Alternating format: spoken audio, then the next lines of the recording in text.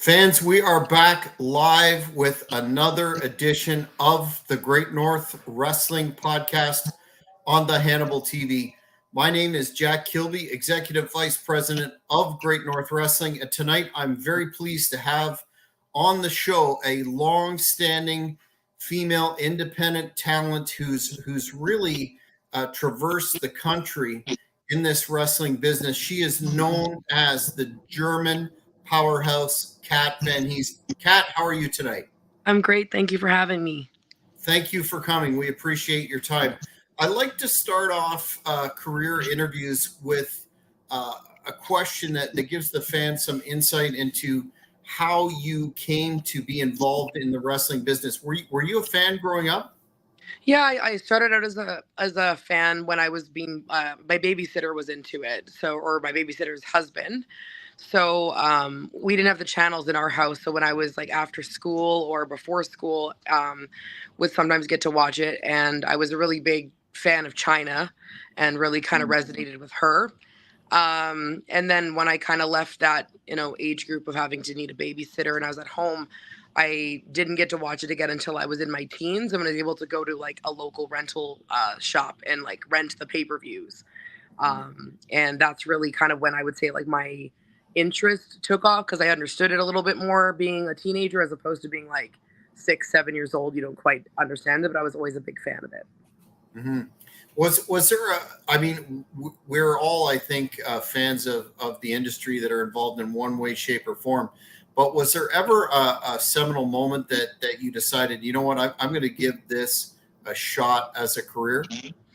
I wouldn't say like, I think I kind of like really thought I couldn't do it. Like, you see like, especially because I was watching it during like that era where like the girls looked a specific way, right? And like the reason I resonate with China, because she was like really outside that box, but it still seemed like one of those things where you couldn't I didn't fit.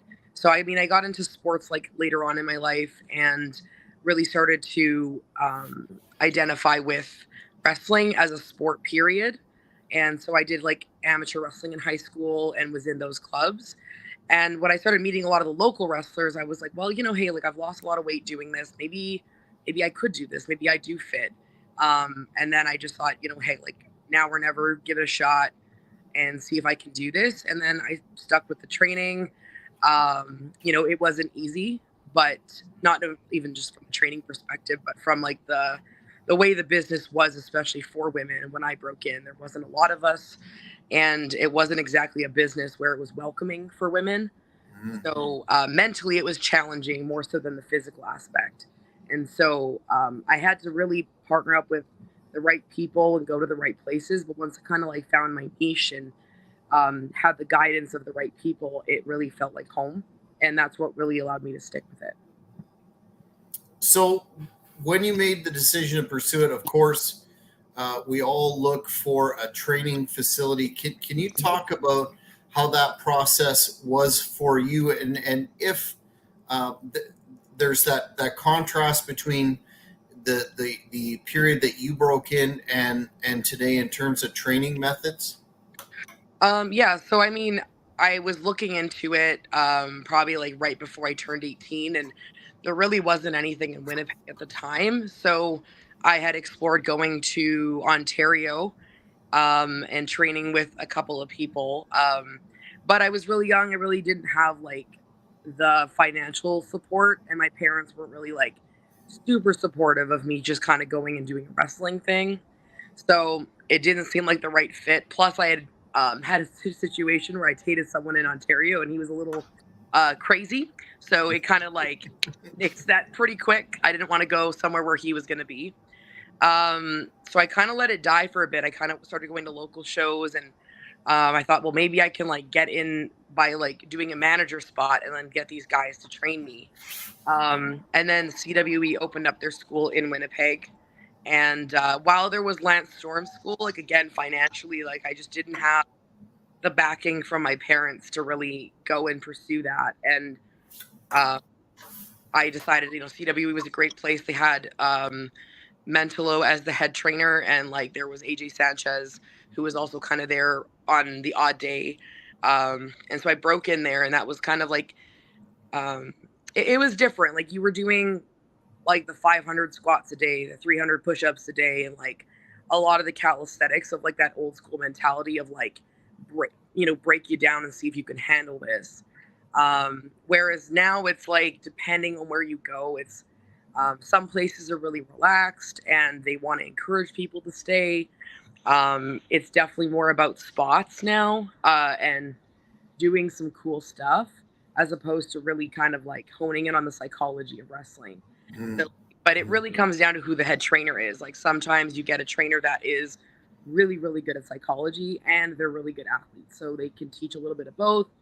I mean, ultimately comes down to like what you want to do in the business, and then who your influences are that really kind of track you into whatever direction.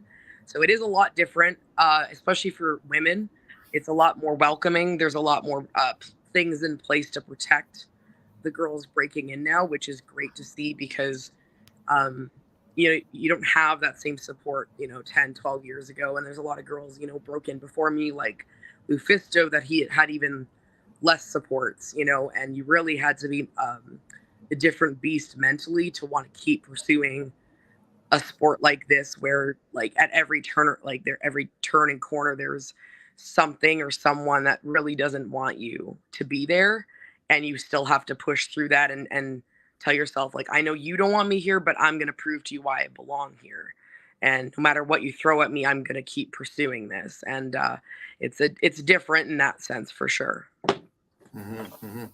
I understand you participated in Tony Condello's Northern Death Tours, and I had an opportunity to interview Tony about a year and a half ago for this channel, and I find the whole concept fascinating, and just wanted to get how did you get involved in that, and what was your particular experience in that harsh and unforgiving tour?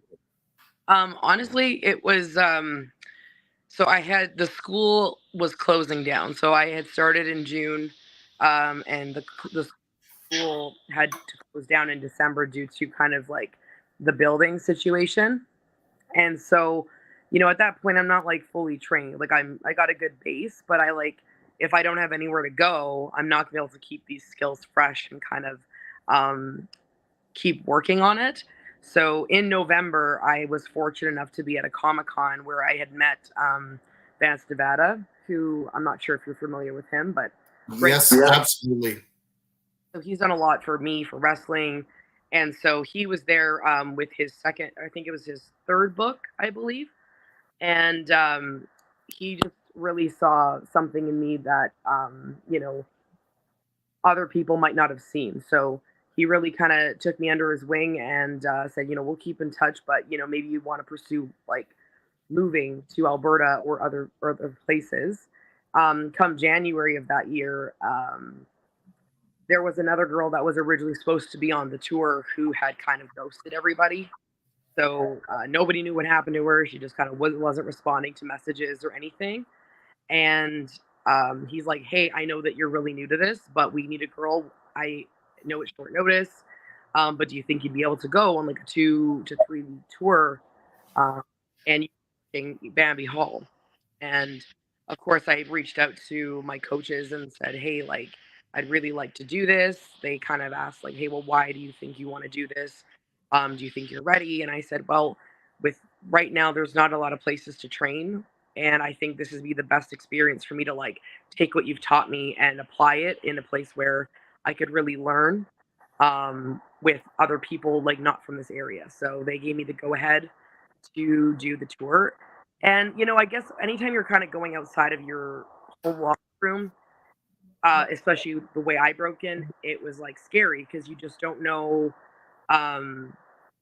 who you're going to be dealing with, and if they're going to be bullies or if it's going to be harder for you.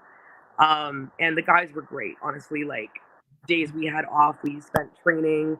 They like would watch my matches and be like, hey, like, why don't you try this? Why don't you do this? And like, oh, you did this a little too quick. You could do it this way, slow it down.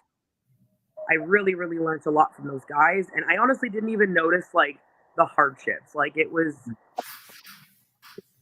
sleeping on gym mats and stuff is not ideal, but I kind of look at it as like a winter camping trip. You're camping out in the wilderness. You're like on a sleeping bag on the ground phase.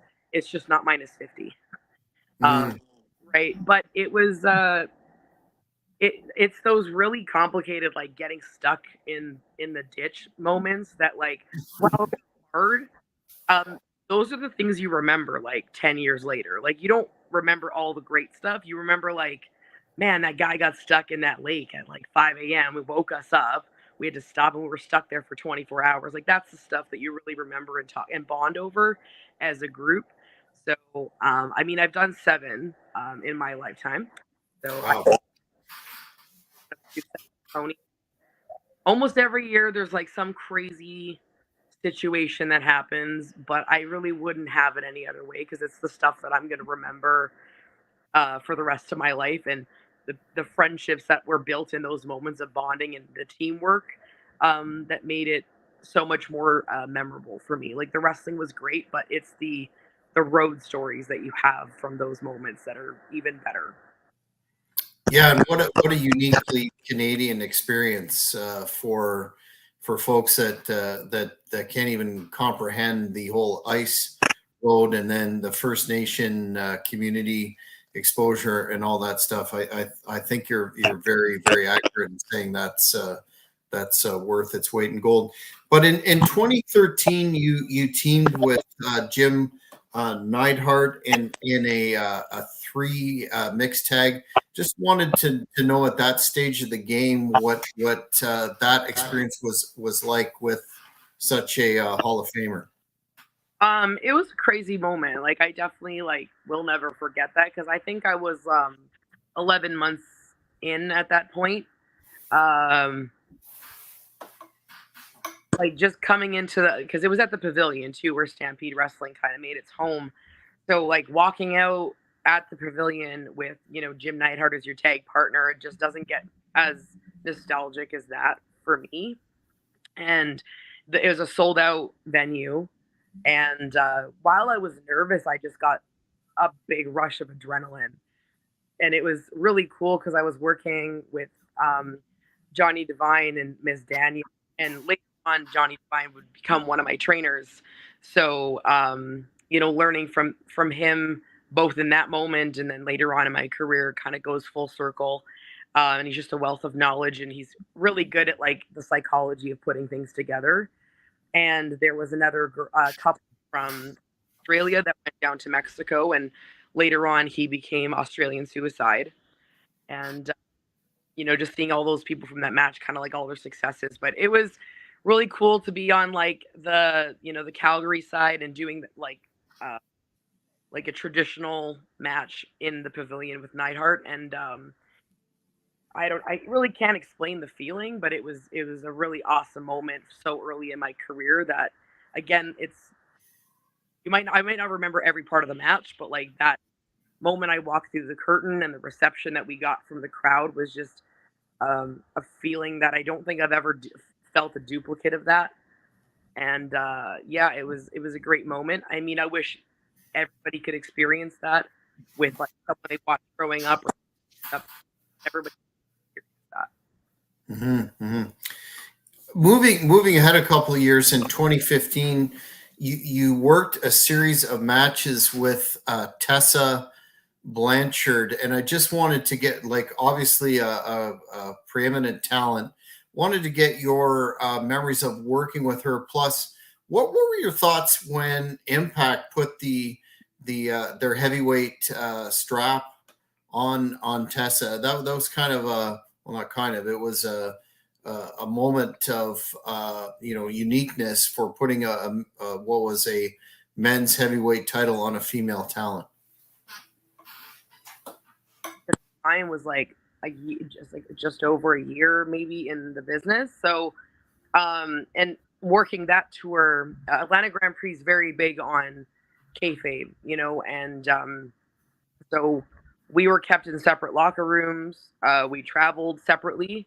So for her, I think it was a big learning experience of like not trying to see your opponent all the time and kind of really going out there and working the people, learning how to like uh, just go in there and know each other's body language and learn as you're going with how you're going to work with each other. But really, once we kind of worked a few matches and really knew each other's move sets, and I personally feel like we started getting them. And she was always really good at selling. Like she was always really good at like making you truly believe that she was feeling everything that I was doing to her. And we really did a lot of submission work with each other. So, um, because after doing, when you do 15 dates, like taking all those bumps, it's nice to do more submission work because you're not feel all the bumps as much after a few days. But and then fast forward, later on when she's got her opportunities and impact. And obviously there's always going to be controversy when there's intergender wrestling, but I've always said like it's how you do it, right? Like absolutely there is a big difference between uh, male and female talents and how we wrestle and the stories that we can tell. And there's a unique story you can do with intergender wrestling without kind of crossing that line. But it's really about the reputation you build as a female in the business.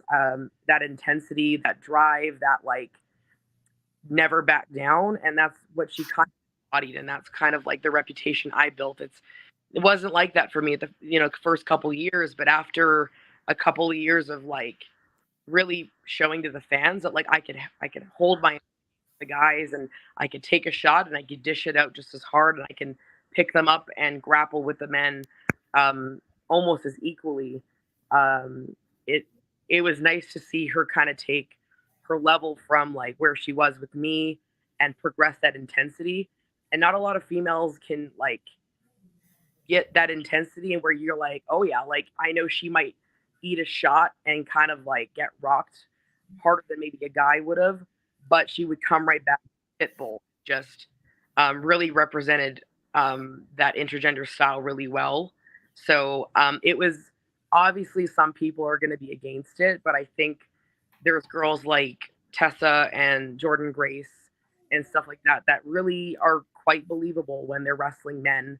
That when they walk through the curtain, much like how China did, you didn't go like, "Oh, this is unbelievable." Like you're like, "Oh yeah, like maybe like I could see this. Like she's good. Like she's got a good base and she's aggressive. Like maybe she's got a shot." And like that's really what it's about is like telling that story and getting the fans to believe that you've put in the work, you're aggressive, and while it is maybe you're at a disadvantage and you're an underdog, like you're not going to be the one that backs down and you're going to keep putting your best foot forward in those matches. And so seeing her get the belt, obviously a huge moment for women's wrestling, huge moment for, uh, I'm really happy to see a big company give women that platform to show everybody that women can do exactly what we've said we can do from the very beginning.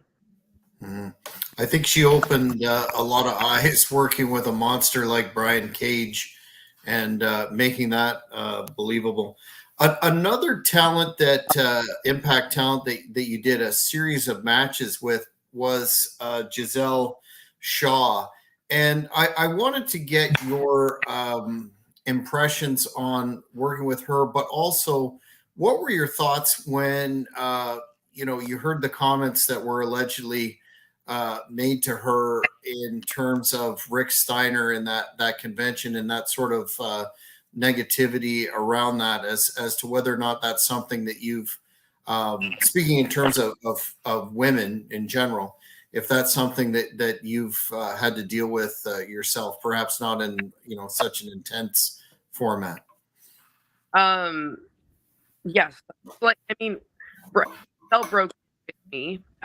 She was a new talent out in Alberta, and I don't know, she was always just so driven, and she was so easy to work with, um, all the time, and she just kind of got it. And she was one of the hardest working girls I'd ever had the privilege of like sharing the ring with, and we developed a friendship. Um, and to the point where she was in my wedding. Actually, she was a bridesmaid for me. Oh wow. Yeah, and she just had the drive to just get up, go, and pursue her dreams. And again, like I tell a lot of girls, like if this is what you want, like you've got to do what she did, which is like pick up your stuff, like run through a division and run through a territory, and then move on and dominate those territories and lay claim to them. So, when she went to Ontario and did everything she could do there, got more training, and then went to the UK and like dominated there, um, I just knew that it was a matter of time before everybody saw the potential that I saw from the very beginning with her. Um, of course, when I saw that whole debacle with Rick Steiner, I just like it makes me like realize how awful some humans can be. Like it's does not affect you. It's not has nothing to do with you. Don't discredit anybody. Like you have no idea what that person is going through, or the hurdles that they have overcome, both professionally and personally. I know in my heart that that girl has worked harder than most people I know and deserves every single amount of success that she has now and that I know she'll achieve. And she's broken so many glass ceilings for um, everyone in this business. Like she's, a role model to a lot of people. And I'm very proud of everything she's done. In terms of like, getting comments and stuff, like, yeah, you get, you know, um, some people that take what we do a little too seriously, and they forget that there are boundaries, and that we're people. Like while we are entertainers and we're performers, and we have to have thick skin, because obviously, you're gonna get heckled, and you're especially if you're a heel, you're gonna have to hear some not so nice words and stuff. But sometimes some fans just don't understand, like crossing the line is crossing the line, and you have to be prepared to uh take that blowback. And I mean, I'll take in a lot. Like I'll just kind of just go like, and brush it off, because, not my circus, not my monkey. Like don't entertain it, because it just kind of gets out of proportion. But if I feel like they've crossed the line, and it's usually when it's towards somebody else. So if I see a fan, which I did recently see a fan, he used to actually be a ring announcer for a local company, and he was really just going after one of the local talents, like one of the girls. And I just said, like, dude, like, what's this about? Like I confronted him and I said, like, how would you feel if someone said this about you? He's like, oh, it's just in good fun. I'm like, I don't think she would take this as a joke. Like, you're doing this on a public platform where everybody can see it. You're not just going to a show and like saying it out loud and kind of heckling it once. Like, you're tagging her, you're calling her really derogatory names and terms. He finally decided to take some of it down, and like literally in the middle of that conversation, he started attacking another female, and I had to like just go off on him. And I'm like, so for me, I'll typically stand my ground with other people. When people say things about me, I don't take it as personally anymore. I can't live in that space. It's too exhausting for me to worry about what everybody wants to say about me. At the end of the day, I know what I've accomplished. I know what I've done. I know what like I'm personally going through, and I don't have to entertain like the people that want to spread hate and stuff. It's not worth my time. But when it comes to people I love and I respect, um, I will go to bat for other people more than I will myself, just in case they won't. So if I can get one person, um, you know, change their tune and stop going after the talent like that, I'm more than happy to do that, even if it is someone that's going to come at me instead. Mm-hmm. In addition to some of the names that we've already talked about, you've literally been involved professionally in a number of greats. And if you can do the name association, just give me your thoughts on the individuals that I'll list here. That the fans always enjoy this segment, starting with Thunder Rosa. I genuinely love that girl. She's so nice. She's very talented. I met her when she was pretty early in her career in Vegas, and she asked me to like give my opinion on her match. I think she was wrestling cheerleader Melissa at the time. I thought I was like, oh, cool. Like, I mean, like she knows. Like, I felt so like honored that she would like even come up to me at that point and ask me. And then obviously she just kind of is so gifted and she's pursued it and done so well for herself. And I got to work with her in the triple threat with Jazelle as well in Regina, I believe.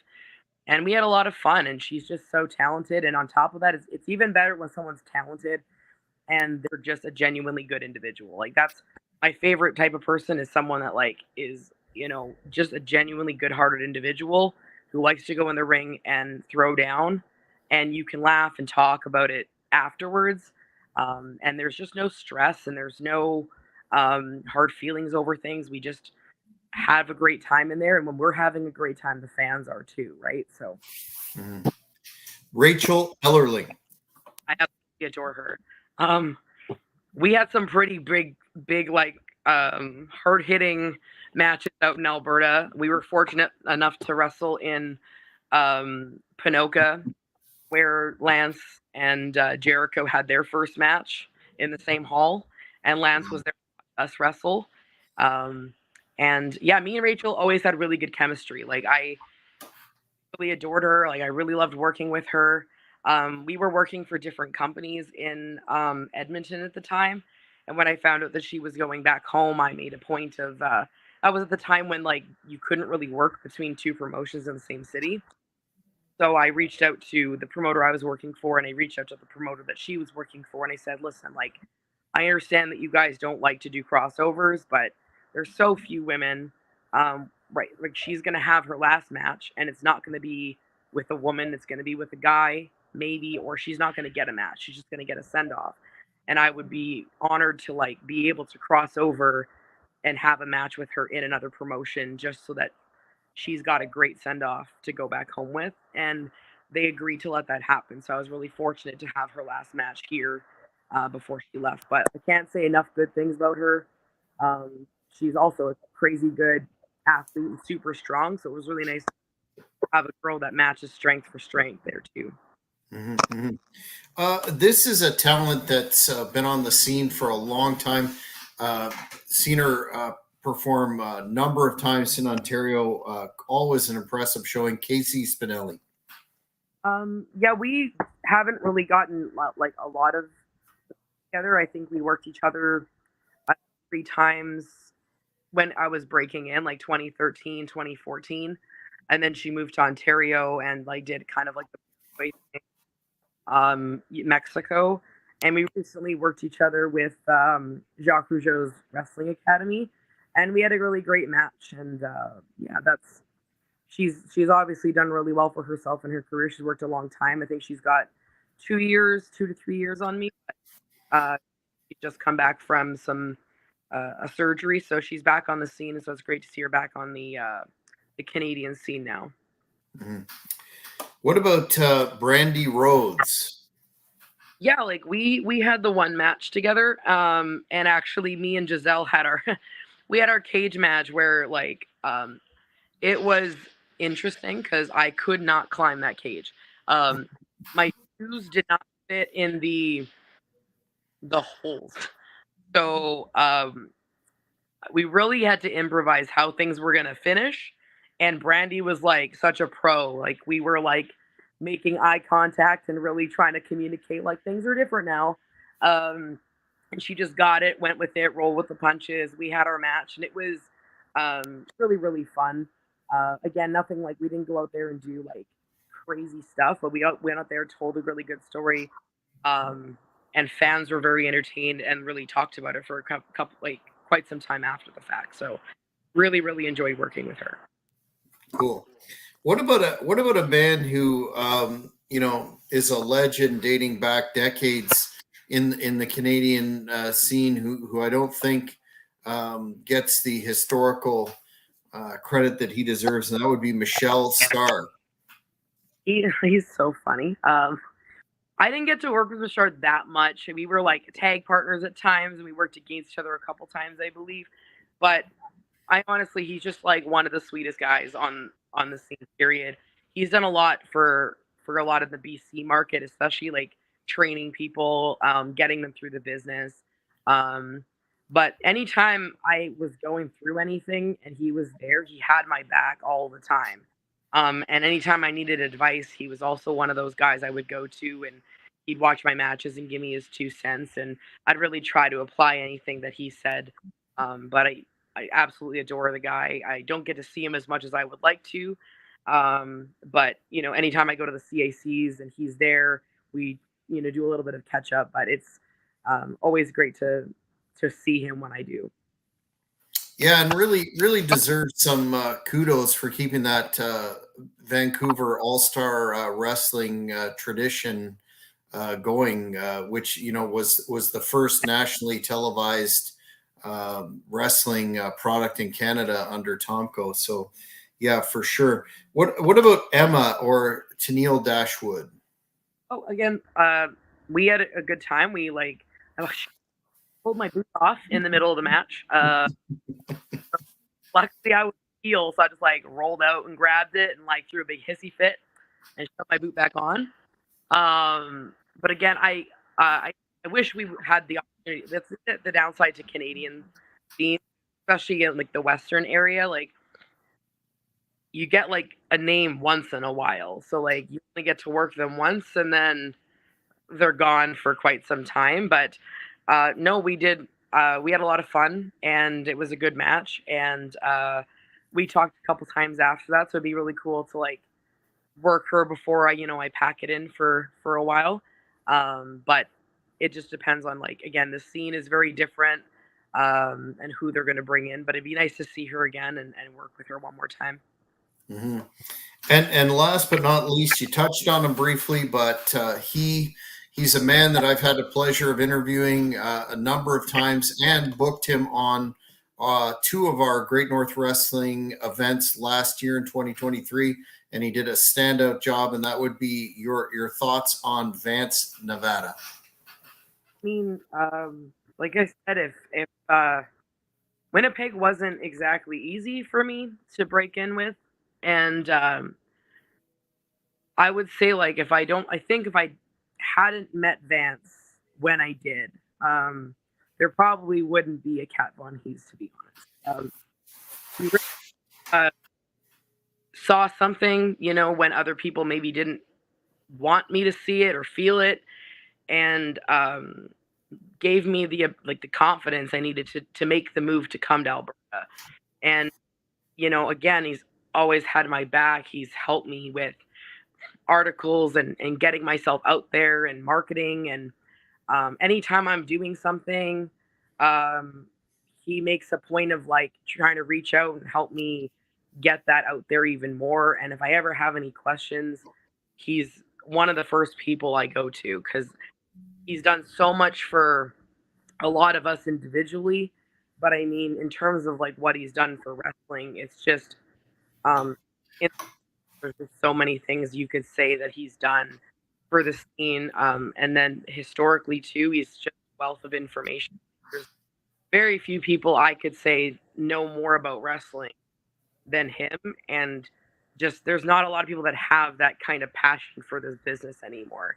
So yeah, I couldn't speak more highly of him personally. He's just one of the best human beings I think I've ever met. So I'm really glad that you guys brought him out there and had been got a book, and he's always doing more projects with wrestling. So I'm really excited to see what his next few projects look like. Yeah, and what an excellent book. As I've said to him, I mean, that's the definitive research project in terms of Canadian professional wrestling, and long overdue. So much respect to Vance. In 2023, you touched on it before. You won the Jacques Rougeau Wrestling Academy process. Can you just give the fans a little bit more insight into that experience? I know Jacques is planning. I interviewed him about a month and a half ago, and he's planning another version upcoming in the fall. It sounds really exciting. It's I don't know. It's really a cool experience. It's really different. I mean, in most cases, you go out there, you have a good match, and you come back, and you're like, wow, that was really good. And you shake each other's hands. But With this, it was like you could go out there and have like a crazy good match, right? And because it's like a competition and one of you is getting eliminated, you're instantly, instead of being like, wow, that was great, and you would move on, you're like, okay, like, did I do everything I could? Did I lay it all out there? Like, did that look as good as it could? Like, you're instantly kind of thinking, like, you're only as good as your last performance, right? Like, if you have an off night, like, that could cost you everything. But it's also about making sure that, like, and this is what a lot of people forget, it's like, it's important, yes, that you look good, but the other person in that match is also vying for that opportunity. So while each one, the really important thing is that sets you apart is like if you can make your opponent look just as good as you do, right? It's a lot of people forget to do that because sometimes it's like, yeah, your moves are really cool, but if you don't make your opponent look good, the match just kind of doesn't look as good. But if you make a point of making sure that everything each other does hits good, you acknowledge it, you sell it, and everything is just like, again, you are each other's best chances of making it. Unfortunately, you see sometimes in that situation where, because it is a competition, one person is trying to not make the other one look as good, and it'll either work where you do actually capitalize on that, and because your opponent didn't get anything in, you got through, but you didn't get through because they were worse than you. They just didn't get noticed because you didn't give them anything. But then that'll usually follow you to the next match when they see, oh, when someone else is doing that to you, oh, you're not looking as good. So it's a really weird experience. It's emotional. But it was a really awesome experience in the sense of like, this kind of stuff for Canadians doesn't happen. Like, we don't get the same opportunities to be seen by like a guy like QT Marshall, who can give you critiques and who can watch your matches and give you the opportunity to like be used with AEW or go down to the Nightmare Factory. Like, in Canada, it's so hard to just even get across the border with like the rules and regulations to get up. So what Jacques doing is really, really awesome for Canadian talent. This year's going to be a little bit different, but again, there's $10,000 on the prize money for 4 winners, an opportunity to go to Bandito's gym and go to Mexico, and again, it's just such a cool experience for Canadians. So I was very honored that he wanted to be part of it, and even more honored that I was selected to be a winner. So I'm really excited for people to watch for 2024. My husband Bobby Sharp will also be in that again this year, so I'm really excited to see how far he can take it this year. Excellent. I wanted to get your thoughts, given your veteran status in the business as a female talent. We heard a lot in and around the time of the Mae Young Classic and Stephanie McMahon and WWE talking about a women's revolution and how things were really going to change and women would grab their rightful place at the in the main events and in the top of the industry. What are your thoughts on how that has played out or not played out in terms of the two major companies? Because it seems that those spots seem largely to be male dominated still. It's tough. It's like, it's hard to change something that's just so deeply ingrained in the sport, you like Canada, the last province to allow women to legally wrestle in the ring was Manitoba in 1971. Right? So like, we before that really weren't even legally allowed to perform as wrestlers. In some of the places in the 60s, I believe, might have been late 50s, there were promoters trying to bring women into BC, and like, once the city found out, they would threaten to shut the shows down because women just don't do that. So while like we can be upset that maybe women aren't like always at the top of the card, I mean, the fact that we have a women's match main event or WrestleMania, right, when like 50 years ago we weren't even allowed to be in the ring in some places, uh that's huge historically. You've got to think like 50 years is not that long. That's like half of a lifespan for one person sometimes. And so again, when I broke in, like we were still considered the popcorn match. Like, oh, I remember Brian Christopher was on a show with me really early in my career, and I actually was wrestling Vance Nevada in Portage la Prairie. And when I got back to the locker room, he chewed me out for doing body slams and suplexes. You know what I mean? Like women don't do those things. And I mean, I guess for him coming from Memphis, it was very different. You know what I mean? For his point of view. And I'm like, it was kind of insulting, but I was like, part of me is like, I guess that's what you're exposed to. Like women are hair pulling and like they can't do anything. Or I mean, I had situations where people were like, like you're you shouldn't go off the top rope. You know what I mean? So you start to listen to them. Like you have people that doubt you, so like it's really easy to just kind of get stuck in that thing. So me and Bambi were like had the same mindset of like, no, like we're gonna go out there and we're going to hit each other like the guys do. We're gonna do the moves that the guys do, and we're gonna make people watch us. We're gonna make sure that people stay in the seats and want to come back and see us main event the show.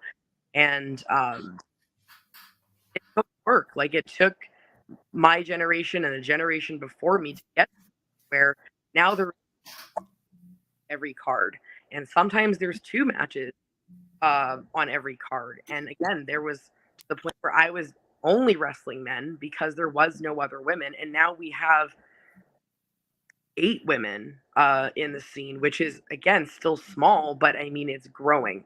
So there has been a revolution. There has been a revolution, and yes, it would be nice if we could just catapult ourselves to that level, but it's just gonna take time, and that's what like the generations are for. It's like my job was to break the ceiling um, for the next generation, and the next generation's job is to break that ceiling again for the next generation.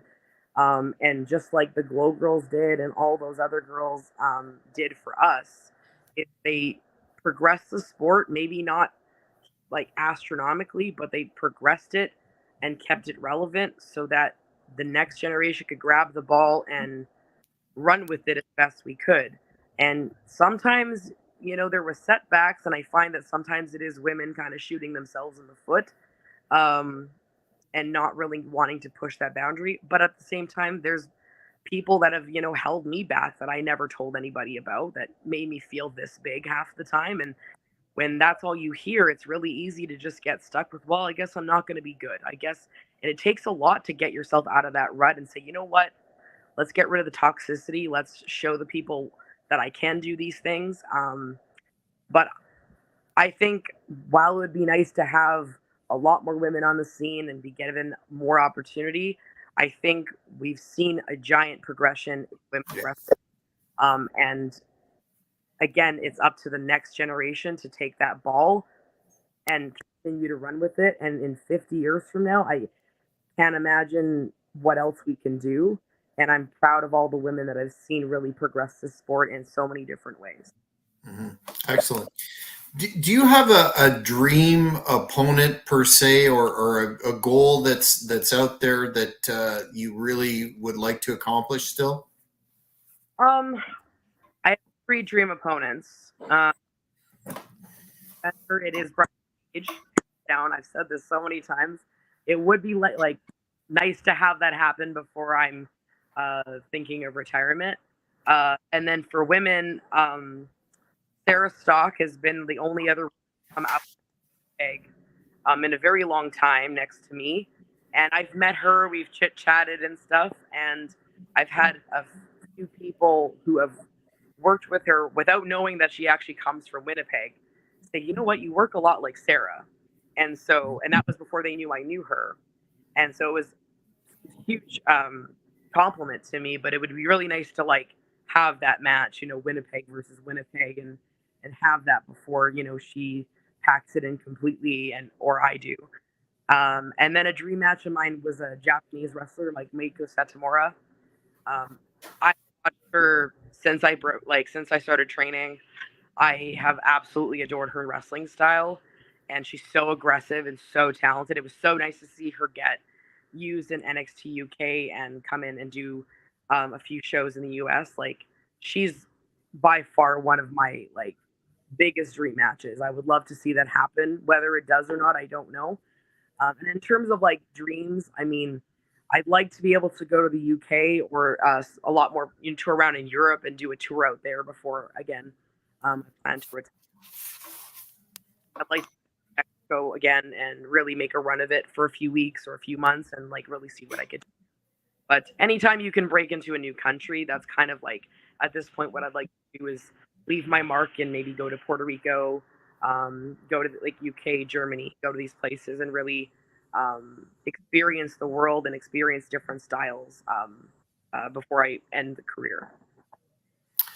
Well, you've been extremely generous with your time tonight. I really appreciate it. But now is the time that I usually ask, where can the fans find you on social media, and what do you have upcoming? What's next for Kat Von Heez? So I really just use Facebook and Instagram. So it's like Kat Von Heez official. Working on getting on the other ones. I'm just like part of that generation where that stuff didn't exist. So I don't really I hear you. all that much. And as for next for CW in Calgary, Drumheller. The following weekend is Edmonton, Calgary, and like basically I have my schedule posted on Facebook. I have 10 matches in March, and I believe I have 11 coming up in April. So I'm fully booked up until I think the end of May at this point. So I mean, wrestling's been great to me. I'm very excited for the future, and I'm really looking forward to like breaking into new markets, hopefully after the summer and come the fall as well. So just keep with me on Facebook and Instagram, and anytime there's something new happening, that's where it's going to be. Excellent. Well, we'll definitely keep in touch and keep on top of everything that you have going on. Once again, thank you very much for your time tonight on the Great North Wrestling Podcast. Thank you for having me. Well, fans, that's it for this edition. But if you haven't already, why haven't you? Like and subscribe to the Hannibal TV, and you'll be on top of all the great content we have coming for you. Thanks again for tuning in. Until next time. Thank you for watching the Hannibal TV. Please like this video if you enjoyed it, and click the subscribe button to not miss any